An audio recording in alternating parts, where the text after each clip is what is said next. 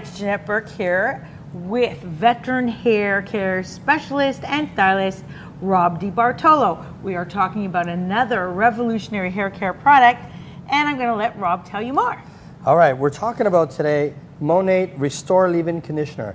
If you're someone who, after you've washed and conditioned your hair, you need to just get a little bit more conditioning on the ends because they feel a little bit brittly or a little bit rough, then this is the product for you. Now, this product is used after you shampoo, after you condition. Correct.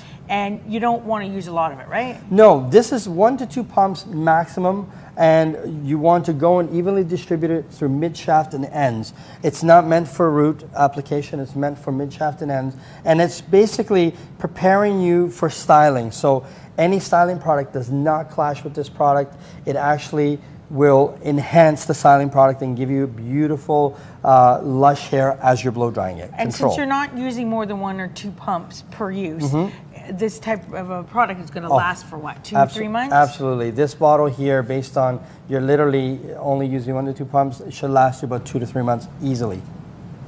Great. So if you'd like to learn more about this product or receive a free sample, look below this video and see the links.